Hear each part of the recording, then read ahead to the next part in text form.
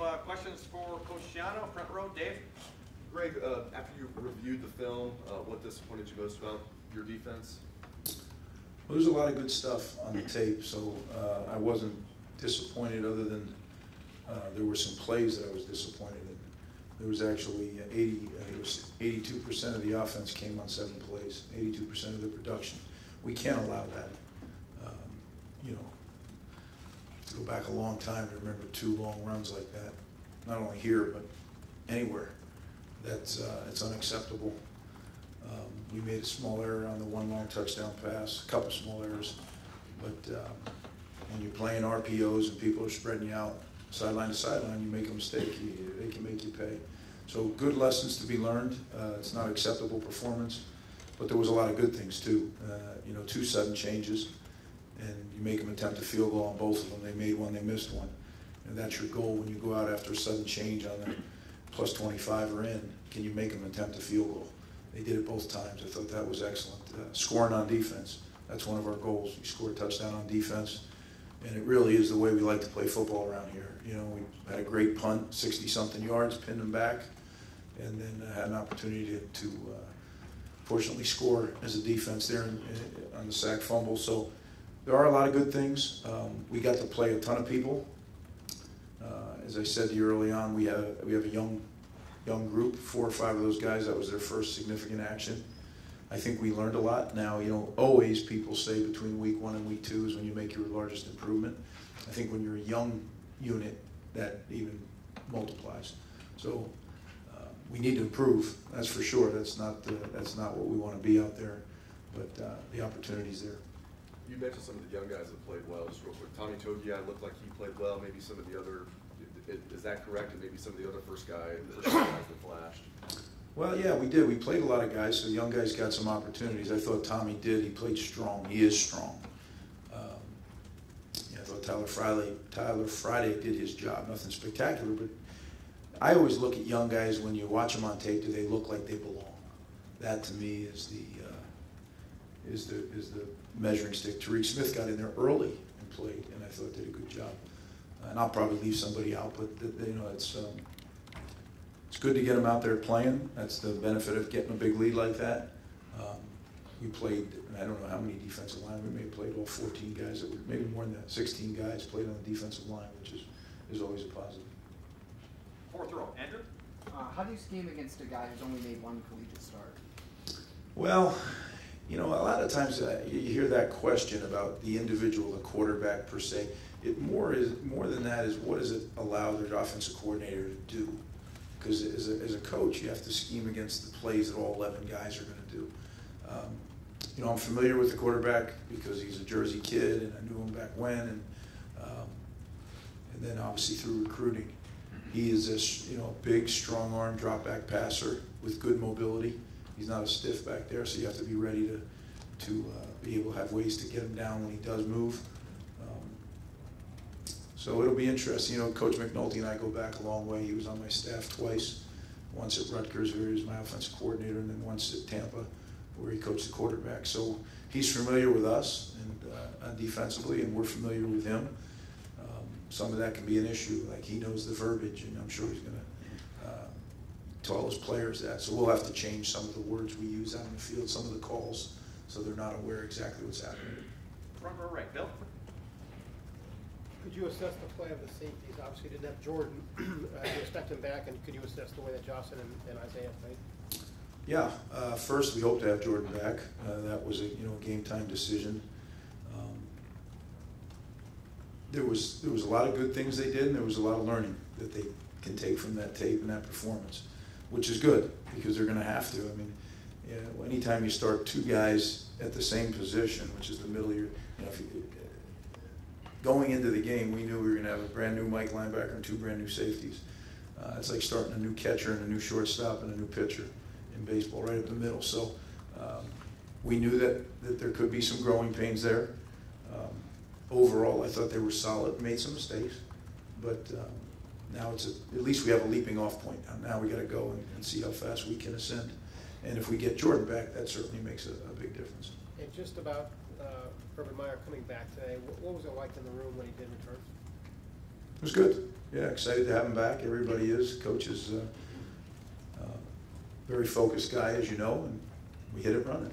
Get back to it. Front row left, Bill. Greg, what's the plan with Tough now moving forward since he was able to get in? And when you have young guys at linebacker, how can a presence like Tough maybe help settle things down a bit for those young guys who are experiencing new things? Well, you saw Tough, I think he had 10 plays, and that was kind of his pitch count. And it's all part of his recovery. There's different stages, right? He went through the rehab, then he went through independent running and change of direction, then he went into some individual technique work, then into some team stuff. And part of that is going and playing live football. And he did that for 10 plays. So we look for that to increase. How much? We'll work with our training staff and our medical staff to figure out what's optimal. I thought that Barron did a nice job in there. So as we progress, they're both going to play. They're both really good football players. How much? Kind of going to see how the week goes. We'll up his. Not only will he up his, his repetitions in the game, we'll do that in practice as well. And we've been fortunate. There's been 0 setbacks so far, but you never know. And a different topic. I think Dwayne was an 8th grader in South Brunswick when you were at Rutgers. Were you familiar with him at all? And I know he's close with Mo Sadu, and he's talked about how much he liked the program when you were coaching there. Do you guys talk about that at all? Sort of when you had a role and he was a kid and he was watching you guys play? Sure, we have a connection. I remember when I started here at Ohio State, he sent me and we were recruiting him. His dad sent me the picture of he and I at camp together. He came to our camp, and as you know, Mo is very close to Mo. So yeah, there is definitely a connection with Muhammad, his family. A lot of people, he grew up right across the river from Rutgers, so he's a local guy. So we know a lot of the same people. But great to see him, have the kind of performance he did. Did you ever think maybe if you were still there, he would end up being the quarterback at Rutgers someday? No, I haven't thought of that. But I remember he was in our little guys camp, and so were my twins. And I remember them coming down to my office. He was playing whiteout in the pickup 7-on-7 games. I said, "There's one kid up there, number 7. We can't cover. Nobody can cover him." So it was kind of prophetic. Second row left, Ari. You touched a little bit about how Barron played. I think that, as Tough continues to recover, I think that people have this vision that he's going to be the guy that steps in and kind of really takes a big role in this team. Can you be a little bit more specific about what you saw out of him? And do you think that he played well enough to continue that role moving forward? How Barron played? Barron, yeah. Like I said last week, I think we have more than 3 linebackers that should play. So we're gonna do that. We're gonna try to work those guys in the lineup, and Barron's one of those guys. As Tough comes back, I can see them ham and egging it. There's certain things that each of them do well right now, and that's our job. And that's not the only linebacker position where we need to do that. I think we have some other guys that can play as well. Dante Booker's coming back from his injury. How does he fit into playing that? Justin Hilliard. I think Justin is playing at a high level. So it's a good, I don't call it a problem, a good situation to have. And we just got to figure out the optimal way to get the best performance from everyone. You saw a little bit in packages, in 3rd down packages, who goes in. We were just talking about that this morning. How do we get everybody on the field and get everybody a role? Because I think that's important. Guys, I know this for a fact. You prepare better when you can kind of visualize what your role's going to be. The role may change second play of the game, but I think it helps you all week long. And now that we're into game weeks, they really go fast. Saturday turns into Saturday really quickly. Far left, Lori. Coach, I know you personally have a soft spot for Rutgers in your heart, but what's the value to the league to having an improved Rutgers?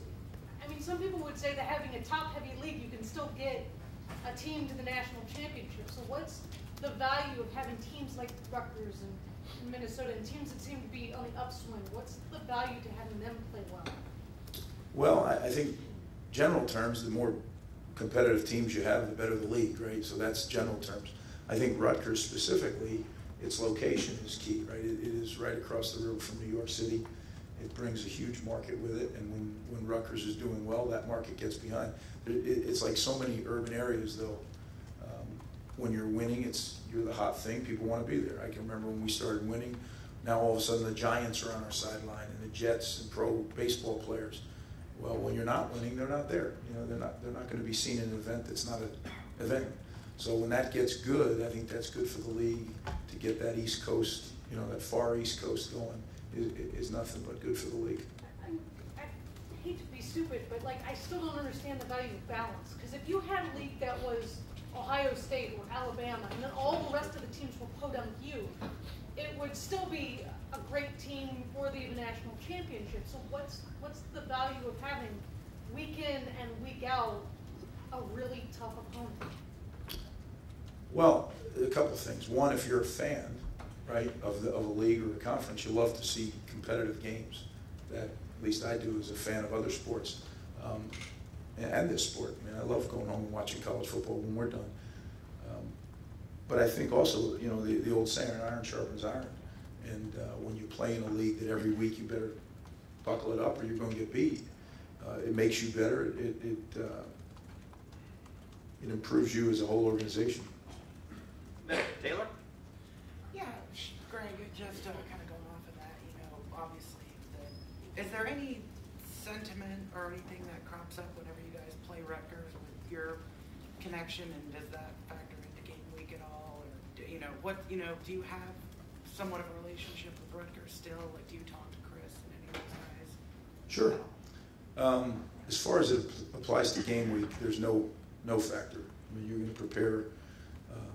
When you're a coach at Ohio State, it's a very high standard, and you're going to do everything in your power to meet that standard. As far as is it sentimental, sure it is. I mean, we built that program, and really, you know, to come back to your question, from 2002 on, that was always my goal. You know, we got to get Rutgers into the Big Ten. I believe that's where it belonged, the kind of academic institution it is, land-grant institution. So I'm really proud that Rutgers is in the Big Ten, and so when we get ready to play, there are still people I know there. Coach Ash and I are friends, and sure, when you build something, you never forget about it. But now it's our job to beat them, and my job, is to make sure that the defense plays the way they're capable of playing against them, and they're better. I mean, you look at the offense. We're game planning as we speak. They're a much better team, and I think Coach McNulty was a great acquisition. Chris had the ability to get Coach and to be his offense coordinator, and you know, I really think what they're doing, it gives us challenges. And then obviously, you know, you've got a big game coming up next week against TCU down in Texas. You know, I know you guys like to focus on one game at a time, but maybe just to phrase it this way, what's the biggest couple of things you would like to see change on the defensive side of the football this week versus Rutgers? You know, especially with a big game like that down in Texas looming next week. Well, first, I know people say like, oh, you know, coaches, they just like to say. I mean, we really do that because coaches as a group, it's all about here. Certainly as the leader, you have to have some plans of what is going on in the background because you're always a week ahead. But all our focus is on one team, and that's the team we're playing that week. But what we need to see get better on defense is there's plenty of that. I think anytime you miss any tackles, and that's expected a little bit in the first game, but we really need to work on our angles of entry and our tackles because that was an issue. There were some issues in the pass game. We had 2 DPIs called on us, defensive pass interference, which, you know, I'm not crazy. You know, I'm not a lunatic when we get a DPI. You know, that happens. You're covering guys that, you know, are on scholarship too, and they're good players. But if they're avoidable, those are the ones that really bother you. Some are unavoidable. You know, you're being aggressive, go make a play, and you get a flag thrown, that happens. So we need to make sure that gets cleaned up. And then we had, you know, too many big plays. And it's okay if a guy makes a mistake or a guy misses a tackle, but we should have overlap. We should have other guys there to get them down. So if it's a 16, 18-yard play, that's fine. Can't be an 80-yard play. That you don't live very long as a good defense if you're giving up 80-yard plays. Far left, Dan? Did Urban tell you guys at all how he spent his past 3 weeks, especially this Saturday afternoon? No. We like I said earlier, we kind of got right down to business. And you know, today's a big day as a coach. Monday's your big game planning day, and I think Coach has been very sensitive to that. We got together, we staff met, and it wasn't very long, and then get in there and get to work on the game plans.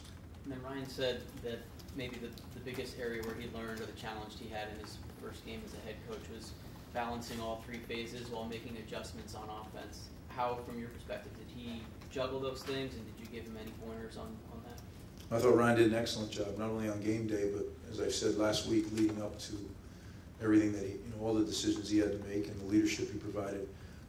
But yeah, game day, when you're calling the game as a head coach is different than when you're not. And I've done both. Because you're ultimately responsible for the call that goes in a timely fashion, but you're also responsible for game management and keeping an eye on the other side of the ball in the kicking game. So I'm sure his plate was full, but he did a great job. From our right, Austin. Greg, with the pass rush that you guys have, I know Saturday's just one game. Do you anticipate that some of the screens and quick throws and misdirection, that's just going to be how teams decide to attack you and negate that? How do you adjust to that? Well, without a doubt, it will be. Some of those screens we didn't exactly do things the way we want them done, so we have to improve and get that done. The risk you have to always be careful when you're evaluating your performance. Did we do what we set out to do schematically and from a technique standpoint? If we did and it didn't work, then we got to find a new way to do it. If we didn't, then let's go do what we said we were going to do and then evaluate it. There's a little bit of that. We need to make sure that we're on point with our details. I think some of it, again, like I said, first game uneasiness for some guys, but there's an opportunity this week because they screened in every way that we saw Saturday. This team did it to their opponent last Saturday, so we know they have them all, and I'm sure they have a few we haven't seen. How many of those teachable moments then do you expect from a team or a first-time guy on a Saturday? How much do you have to live with as a coach when you see him go out there and do it? Not as many as we had. Yeah, that's not to me acceptable the way, and it all comes back to coaching. We have to limit those. We had too many. Have time for just a couple more. Front row, Tim. Yeah, Greg, what did y'all miss with Jordan Fuller not being there? Obviously, he was elected captain. I think he does a lot of calls or whatever you want to call it. What do you think y'all missed in the secondary with like 3 young starters back there, et cetera, making adjustments, et cetera, as you analyze the video? We did a pretty good job with the adjustments. I think one thing Jordan gives you is kind of a sweeper back there, an insurance policy. He's a very good tackler in space. And again, I don't know if he's there. Do we get some of those plays? I don't know. I can't live in the speculative world, but I like our odds with him. He's an experienced player who's one of the best in the country at what he does. So certainly you miss a guy of that caliber when he's not playing. Up front, it seemed like the front had a pretty good day. But what did you see? Like Nick was saying, there were some things, there were some mistakes made, et cetera, by the guys up front. But what did you see that, for them in particular, needs to get cleaned up?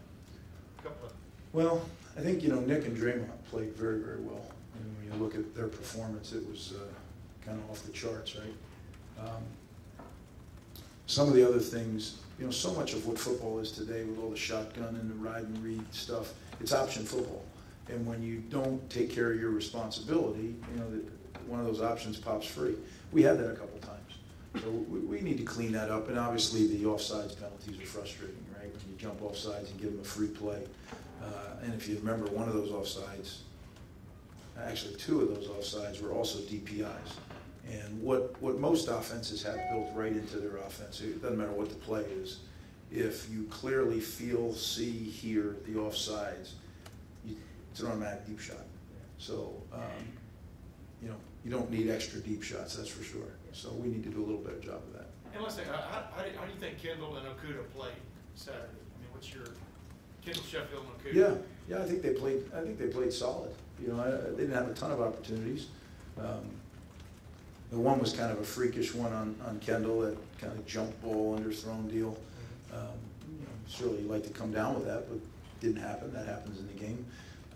And those DPIs on Jeff, they're real close calls. But like I told them, if you put yourself in the shoes of that back judge or that side judge there that's watching, you might call it too. So if our saying around here is if they throw the flag, it's a penalty. It doesn't matter what you think. You don't get a vote in that one. So Pete Werner, last thing, you were praising him a little bit last week and stuff, but did he live up to your expectations? Obviously he caused the fumble that was a touchdown, et cetera. What did you see out of him? I thought Pete played well, very promising. Did he make mistakes? Sure, everybody did, including yours truly. But I thought Pete played at a high level of speed and plays the game with great passion and really is a contact player. He's going to hit you. So great future for him. We're looking forward to seeing him get better and better. And last set of questions, front row left. Doug? What did Okuda do exactly on the 2 pass interferences? How close was he to playing that right? Well, you know, when you look at pass interference, what I try to explain to the corners is if you restrict them, now you give the official a chance to make the call. And he just had his arm kind of barred, you know, it's called an arm bar. We don't teach that here, but a lot of guys do it naturally, right? It's just, I want to make sure it's kind of like a safety belt. And we just got to just keep running and make the play. There's one play, if you freeze it, you'd think Okuda was the wide receiver. He was on the outside, and the receiver was trying to play, so he didn't intercept it, but he got called because he had put his arm out. So little things like that we have to work on. But I thought he was in really good position on both plays. Just got to avoid that penalty. And we know you guys have done the 3-corner rotation typically here. Are you good with that? Those 3 guys, is that working? That's what you're going to continue with? Yeah, I think it is. I think we actually, I think Sean Wade got in there and did a nice job as well. And, you know, Marcus Williamson, he was a little bumped up during camp, so didn't get all the reps he needs. So I think we have some depth there. So it may be more than 3 that we play, but certainly 3. And then the nickel position is a corner man position as well. And so that's what nickel you're usually putting the top 3 corners out there, right? That's your nickel look at the moment? Yeah, and we were talking today, there may be some different mixes and matches we want to do, again, to give everybody a role, something that they can focus on and know they're going to get in the game. Thanks, guys. Thanks, Coach.